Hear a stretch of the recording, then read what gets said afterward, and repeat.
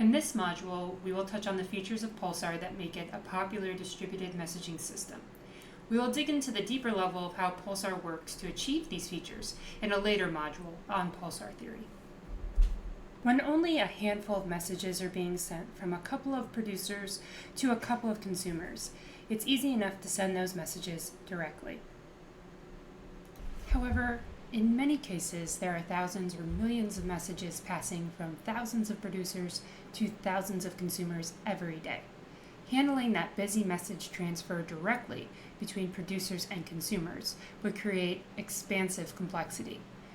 Let's imagine even just 5 producers and 5 consumers. If exchanging information directly, then that would require 25 integrations. Each integration will have difficulties involving whether the format of the data coming from the producer matches the acceptable formats from the consumer. A few format examples are CSV, JSON, and binary. Another compatibility issue is the protocol. Data can be transported a number of different ways depending on the producer and consumer, such as HTTP, REST, TCP, and others. And then another complexity comes from just creating these integrations. Each integration adds to the load on the system. The issue is resolved by using a distributed messaging platform. A distributed messaging platform decouples the producers from the consumers. Pulsar is the middleware that accepts information from the producers. Then consumers source their data from Pulsar. Looking again at our 5 producers and 5 consumers, using this decoupled method for sharing data, there would be just 10 connections, with each producer and consumer being connected to Pulsar just once. And for this little example, we already see a 60% reduction in connections, which alone helps to reduce the load on the system. Producers can include data sources such as user actions, website events, data from IoT devices, and financial transactions. Consumers can be applications such as analytics systems, AI programs, databases, or email systems. This arrangement is similar to going to a convenience store to purchase a pack of chewing gum. It's a lot easier for you to go to the store for the gum than if you were to go directly to the chewing gum manufacturer. And it's also easier for the gum manufacturer to deliver a pallet of gum to a single store than to provide a single packet of gum to each individual customer.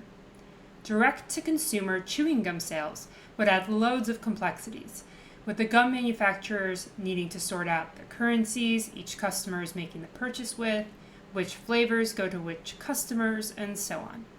Of course, this isn't a perfect example, but it paints a picture of why middleware, like Pulsar, can be extremely important for creating efficient and reliable data architectures.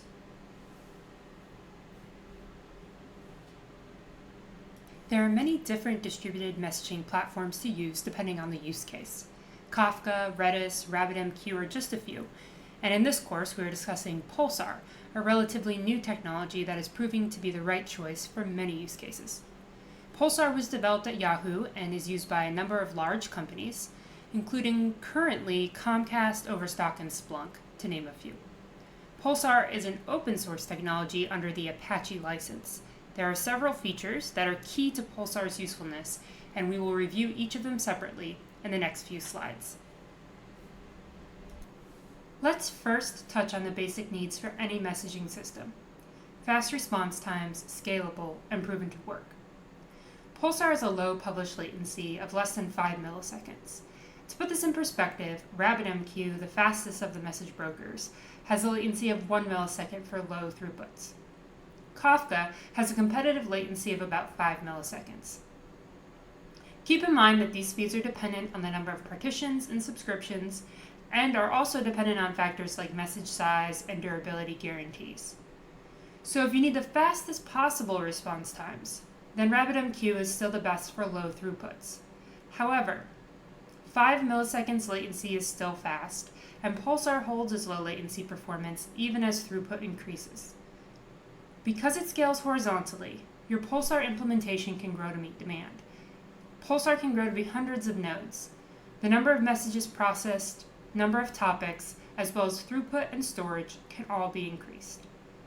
Finally, Pulsar has been run in production at Yahoo for more than 5 years, and Yahoo has lots of traffic, running millions of messages per second across millions of topics.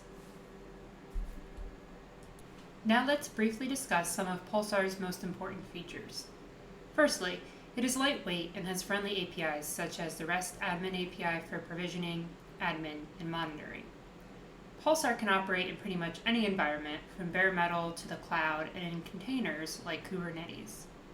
In addition to operating flexibility, the client libraries add to Pulsar's usefulness. There are messaging models with APIs for the most common languages, including Python, Java, Go, C++, and others.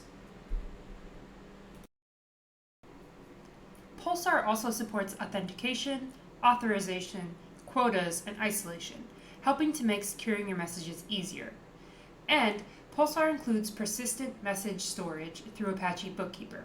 We'll get into Bookkeeper when we talk about Pulsar theory. Finally, let's talk about georeplication and why it is important. When we say that Pulsar offers georeplication, that means replication between data centers across geographic regions. This feature comes as a default capability. Here's why it's useful. Let's say you have a producer at a data center in London, but no consumers there.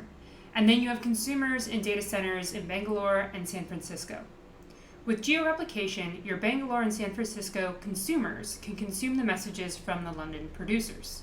Georeplication through Pulsar uses asynchronous replication. Asynchronous replication is designed for information transfer over long distances. Because the process isn't real-time, it can withstand potential degradations in connectivity. This is important when traveling long distances in the case of georeplication. We will go into more depth on georeplication and all of the other features mentioned above in the Pulsar theory module below. In the next video, we will review the course objectives and prerequisites and helpful tips for getting the most out of the course.